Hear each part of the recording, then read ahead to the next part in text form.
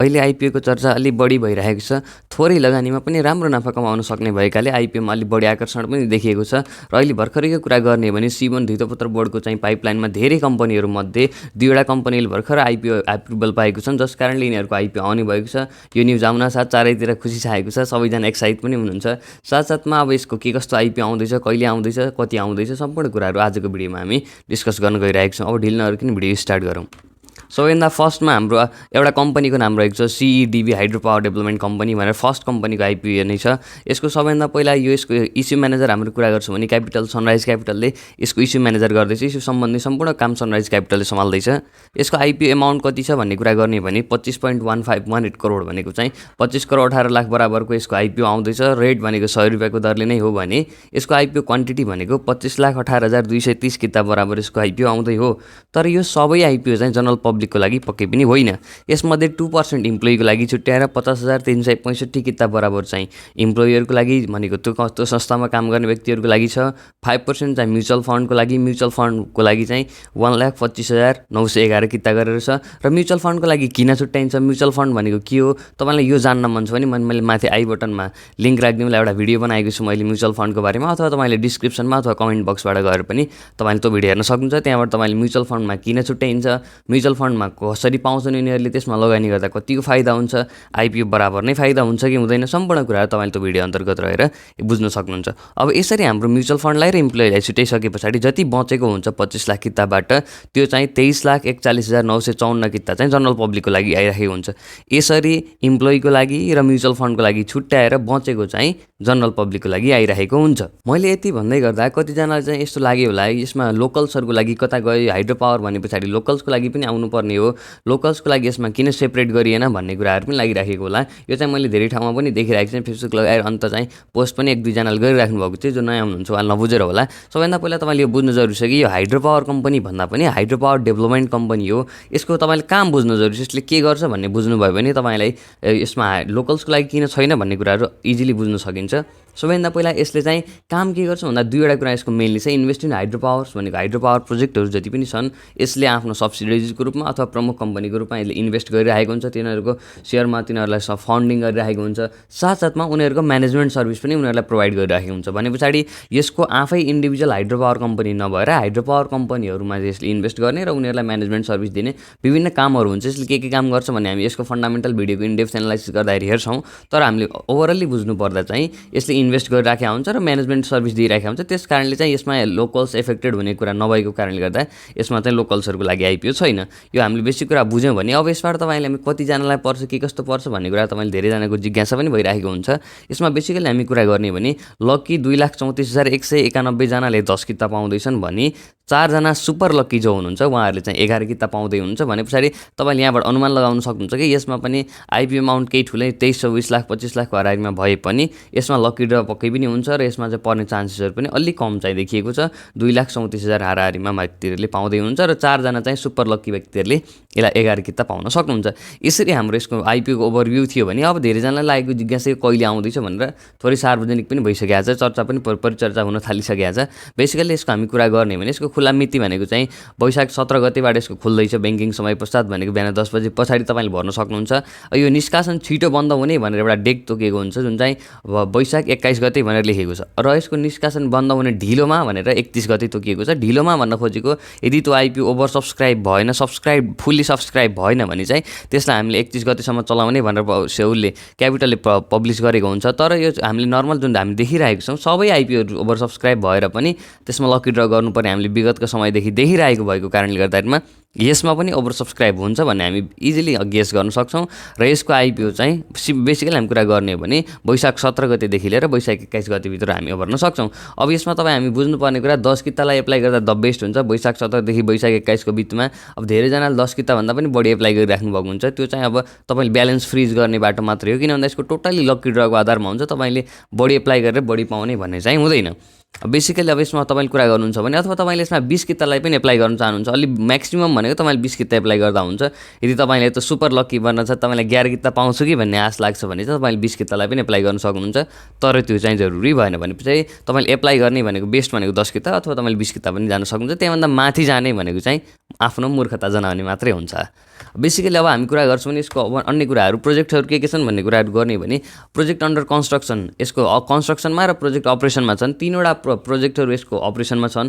राडी small अनि स्याङ्जे खोदी यसरी विभिन्न नामहरू गरेर यसको तीनवटा प्रोजेक्टहरू अपरेसनमा छन्। यो हाम्रो फन्डामेन्टल एनालाइसिसको भिडियोमा पर्ने भएको कारणले मैले अहिले डिटेलमा जाँदिनँ। यसको प्रोडक्ट डेभलपमेन्ट र कन्स्ट्रक्सनमा चाहिँ कुनै बेला फन्डिङ गरेको छ। तपाईँले यहाँ देख्न सक्नुहुन्छ 4वटा यसले फन्डिङ गरेको छ। यसरी चाहिँ तपाईँले यहाँबाट म यो किन देखाउँदैछु भन्दा तपाईँले बेसिकली बुझ्नु पऱ्यो कि यो चाहिँ हाइड्रो पावर कम्पनी नभएर हाइड्रो पावर डेभलपमेन्ट कम्पनी यसले इन्भेस्ट गरिराखेको हुन्छ भनेर। अब हामी यसको अन्य कुरा गर्छौँ भने ओपनिङ रेन्ज धेरैजनालाई लागेको कुरा चाहिँ यसको बजारमा कति खुल्छ, यसको नेटवर्थ के कस्तो छ भन्ने कुराहरू पनि लागिराखेको हुन्छ। ओपनिङ रेन्जको लागि तपाईँले सबैभन्दा पहिला यसको म तपाईँलाई एउटा विगतको यसको 2-3 वर्षको रिपोर्ट राखिदिएको छु। यसमा तपाईँले यहाँ हेर्नुहुन्छ भने मेनली हामी हेर्ने भनेको चाहिँ 76-77 सालको, किन भन्दाखेरि यो वास्तविक डेटाहरू लिइराखेका हुन्छन्, प्रक्षेपित हामी हेर्दैनौँ। 76-77 को हामी डेटामा हेर्ने हो भने र यसको चाहिँ हामी नेटवर्थ प्रति सेयर नेटवर्थ हेर्छौँ भने 138.79 देखिएको छ। भन्न खोजेको अब यति नेटवर्थ हामी थाहा पाउने बित्तिकै ओपनिङ रेन्ज आइहाल्छ। लोवर रेन्ज भनेको 138 हुन्छ भने हायर रेन्ज भनेको चाहिँ 138 × 3 टाइम्स गर्दाखेरिमा 416 को यो बिचमा चाहिँ यसको आइपिओ खुल्नेवाला छ। दोस्रो बजारमा सेकेन्डरीमा लिस्टिङ भएर आउँदाखेरिमा 138 to 416 को रेन्जमा खुल्दैछ।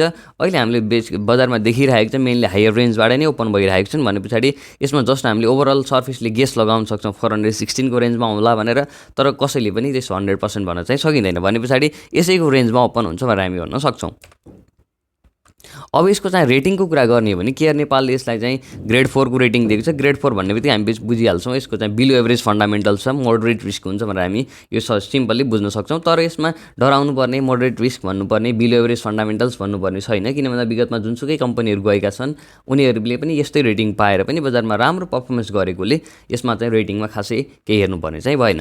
अब अर्को कम्पनी भनेको चाहिँ मध्य भोटेकोसी जलविद्युत कम्पनी भनेर छ। अब यसमा त यसले पनि C1बाट एप्रुभल पाएको छ। यसले चाहिँ वैशाख 5 गते एप्रुभल पाएको थियो। यसले अप्लाई चाहिँ अलि धेरै पहिला गरेको थियो भने एप्रुभल चाहिँ अहिले पाएको छ। अब यसको हामी आइपिओ अमाउन्टको कुरा गर्ने भने यसको आइपिओ अमाउन्ट अलि ठुलो नै छ। यसको 1.5 अर्ब बराबरको आइपिओ छ, 100 रुपियाँको दरले आउँदैछ।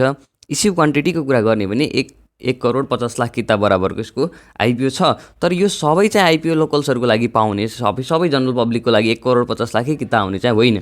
किन भन्दा यसले आइपिओ 2 फेजेसमा इस्यु गर्दैछ। फर्स्ट फेजमा यसले लोकल्सहरूको लागि इस्यु गर्छ। लोकल्सहरू भन्नाले जो चाहिँ प्रोजेक्ट एफेक्टेड छन्, मध्य भोटेकोसी भनेको सिन्धुपाल्चोकको साइडमा कता छ यो चाहिँ आफ्नो ठाउँमा छ, त्यहाँ त्यो सेक्टरमा जो पनि माग्तिर छन् उनीहरूलाई यसले एफेक्ट गरेको छ भने उनीहरूले चाहिँ त्यहाँबाट भर्न सक्छन्। 60 लाख किता भनेको 10% भनेको चाहिँ 60 लाख किता यसको लोकल्सहरूको लागि फर्स्ट फेजमा इस्यु गर्छ। यसले लोकल्सहरूको लागि एलाउट गरिसके पछाडि सेकेन्ड फेजमा यसको सेकेन्ड फेजमा गएर यसले चाहिँ जनरल पब्लिकको लागि एलोटमेन्ट गरिराखेको हुन्छ। त्यो चाहिँ 15% छ जनरल पब्लिकको लागि, 90 लाख किता जनरल पब्लिकको लागि र 60 लाख किता लोकल्सहरूको लागि गरेर यसले चाहिँ टोटलमा 1 करोड 50 लाख किता इस्यु गर्दैछ। अब दोस्रो फेजमा पनि सबैको त 90 लाखै किता पनि आउँछ भनेर हामी भन्न सक्दैनौँ, किन भन्दा त्यसमा पनि तपाईँले देखिराख्नु भएको हुन्छ इम्प्लोयरको लागि र म्युचुअल फन्डको लागि छुट्याएर मात्रै जनरल पब्लिकको लागि आउने भएको कारणले गर्दाखेरिमा त्यो 90 लाख जनरल पब्लिकलाई नभएर त्यसमध्ये केही घटेर अराउन्ड 85 लाखको हाराहारीमा चाहिँ आउन सक्ने हामी भेट्न सक्छौँ। यसरी सिम्पल मध्य भोटेकोसीको कुरा गर्ने भने यसको आइपिओ अमाउन्ट अलिक ठुलो नै भए पनि यसमा पर्ने चान्सहरू अलिक कम देखिएको हामी भेट्न सक्छौँ। अब यसको चाहिँ आइपिओ कहिले आउँदैछ भन्ने कुराहरू पनि धेरैलाई जिज्ञासा लागिरहेको हुनसक्छ मध्य भोटेकोसीको। सबैभन्दा पहिला हामी यसको आइपिओ आउनु कहिले छ भन्ने कुरा जान्नुभन्दा पहिला यसको इस्यु म्यानेजर हामी बुझ्न जरुरी छ। Issue manager global IME capital limited भएको कारणले गर्दाखेरिमा यो एकदमै छिटो आइपिओ आउने चान्सेसहरू देखिन्छ, किन भन्दा विगतमा जुनसुकै पनि आइपिओ निष्कासन गर्ने कम्पनीहरूमा ग्लोबल आइएमईले इस्यु म्यानेजरको रूपमा काम गरेको थियो, उनीहरूको धेरै काम हामी छिटो भएको भेटेका थियौँ। त्यस कारणले यसमा पनि यो कम्पनी राम्रोसँग इस्यु गर्दैछ भने पछाडि आइपिओ क्लोज हुने बित्तिकै सिइडिबीको आइपिओ क्लोज हुने बित्तिकै यसको इमिडिएटली आइपिओ ओपन हुन्छ भनेर हामी भन्न सक्छौँ। तर एक्ज्याक्ट डेट चाहिँ आइसकेको छैन। इमिडिएटली आइपिओ क्लोज हुने बित्तिकै नै यसको आइपिओ ओपन हुन्छ भनेर हामी बेसिकली एउटा आइडिया लगाउन सक्छौँ। यसको आइपिओ अलिक ठुलो नै भए पनि एलोटमेन्ट हुने चाहिँ यसको लकी ड्रबाट नै देखिन्छ, किन भन्दाखेरिमा एप्लिकेन्ट्स हामी 20-21 लाखको हाराहारीमा पुगिसकेको छौँ भने यसको पर्ने चान्सेसहरू चाहिँ अझै पनि कम देखिएको छ। त्यो भन्नाले यसमा पनि पर्ने चान्सहरू अलिक बढी त हुन्छ, तर चाहिँ लकी ड्रबाट नै जान्छ हामी यसरी एउटा अनुमान लगाउन चाहिँ सक्छौँ। अब मध्यवर्ती कोशीको कुरा गर्ने भने यसको पनि ग्रेड 4 प्लसको रेटिङ छ। यो पनि moderate risk below average fundamentals नै रहेको छ, तर यसमा पनि डराउनु पर्ने कुराहरू भएन। यो त राष्ट्रिय गौरवको आयोजना पनि भएको छ भनेपछि मध्यवर्ती कोशीको राम्रो बजारमा राम्रो प्राइस हुन्छ, हामी यो इजिली अनुमान लगाउन सक्छौँ। यो ठुलो प्रोजेक्ट नै हो, राष्ट्रको गौरवको प्रोजेक्ट।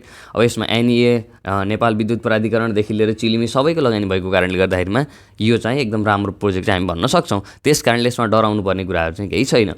अब यसको यी दुईवटाको फन्डामेन्टल एनालाइसिस, यिनीहरू के कस्तो पर्फर्मेन्स हुन्छ, क्यापिटल स्ट्रक्चर के कस्तो छ, प्रोजेक्ट्सहरू के कस्तो छ, यिनीहरूको म्यानेजमेन्ट कस्तो छ, किन आइपिओ निष्कासन गर्दैछन्, फाइनेन्सियल हाइलाइट्सहरू के कस्तो छ, डिभिडेन्ड कस्तो दिन सक्छन्, स्ट्रेन्थ एन्ड विकनेस के कस्तो छ, फ्युचर प्रोस्पेक्टहरू के कस्तो छन् भने हामी फन्डामेन्टल एनालाइसिसको भिडियो लिएर आउनेछौँ। त्यसको लागि तपाईँले च्यानललाई सब्सक्राइब गरेर साथैमा आउने बेल आइकन दबाउन सक्नुहुन्छ। अब त्यसको लागि चाहिँ हामी केही समय वेट गर्नु पऱ्यो। अब आइपिओ आउने, अब तपाईँलाई आइपिओ एप्लाई गर्ने थाहा छैन, तपाईँ एकदम नयाँ नै हुनुहुन्छ भने तपाईँले के रिक्वायरमेन्ट हुन्छ भन्दा तपाईँले ब्याङ्क एकाउन्ट खोल्नु पऱ्यो। कुनै पनि ब्याङ्कमा गएर ओपन गर्न सक्नुहुन्छ।